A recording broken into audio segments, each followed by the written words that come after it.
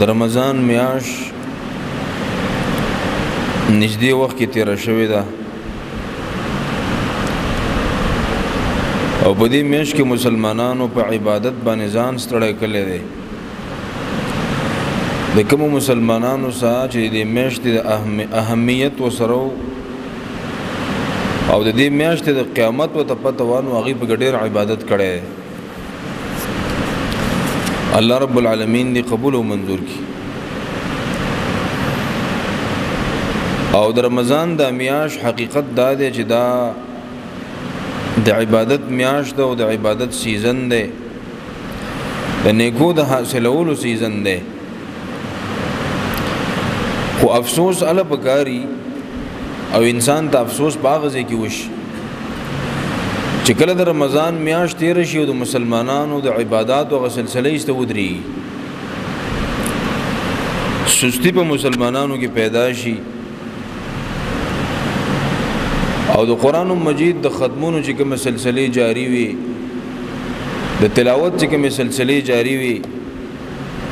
او د ذکر اذکار چې کوم سلسله پر رمضان کې مسلمانان کوي د نفل عبادتونو د صدقات او د روزو نیولو نو هغه سلسله بیا ایست ودري او حال دا چې محمد رسول الله صلی الله علیه وسلم فرمایي چې د الله په نسبانه د ټولو نه خوخ عمل چې د الله ډېر خوخ دی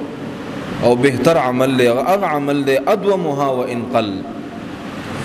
چې هغه انسان همیشه وکي مداومت په وکي همیشواله په وکي او په استقامت سره وکي اگر که د عمل لګ ولې نه دی یعنی دې خبره مطلب دا دی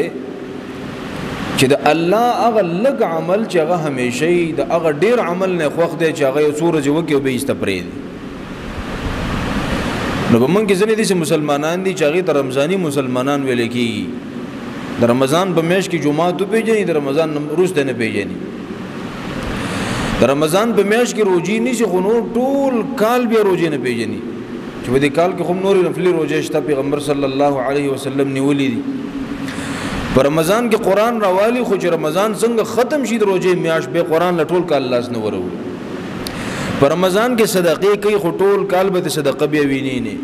په رمضان کې ذکر او اذکار کوي خو بیا په ټول کال کې به ویني نه او د بلاش عبادتونه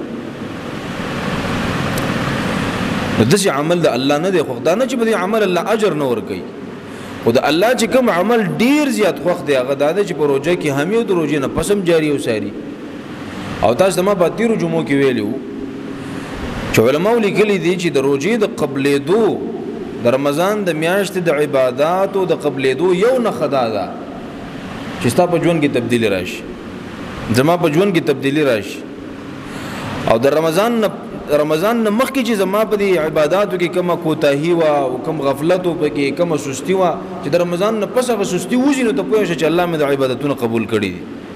یو نه علماء ودا ده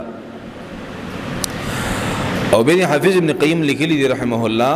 چې ان من علامات قبول العمل دیمومته واستمراره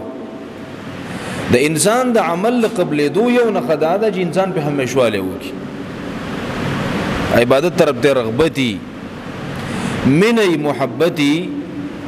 نو د عبادت د قبل دو یو نخا حافظ ابن قیم رحمه الله یو غدا ده د رمضان په میاشت کې مثلا یو کس دی هغه د تهجد اهتمام کړی دی نو په کار دا چې وسی مو وکړ د رمضان په میاشت کې تلاوت اهتمام شوی دی او ختمونه شوی دي نو په کار دا چې په دې ټوله میاشت کې وسړی ختم وکړي د رمضان نه پس کله میاشت کې نه چې په دوه میاشتو کې یو ختم وکړي کنه او اسانه طریقې دا چې تبار بار خیمه چې د هر فرض من مخ کې یا رستو یو پاو تلاوت کول دا د ورځې پاوبان دی وسی پارا شو نو پاوبان دی وسی پارا چې ته په ورځ کې وې نو په میاشت کې خو په اسانۍ باندې قران ختمولې شي او د رمضان په میاشت کې مسلمان د سې چې هغه د تهجد اهتمام کړي دی د جمع د مونږ اهتمام کړي دی او به وسره د اشراق د مونږ اهتمام کړي دی د څاخ د مونږ اهتمام کړي دی د مازیګر د مونږ نمخ کې چې کوم نفلی عبادت د سلور رکعاته هغه کړي دی په اهتمام سره د ماسخوتن د مون نه پس کوم څلور رکعات دي چې ډېر زیات اجر یې دی دای خو پابندۍ باندې کړی دي دا سګران کار نه دی که د رمضان نه پس یو مسلمان دا همت وکړي دا به زه کوم دا به زه نه پرېږدم. محمد ابراهیم محمدي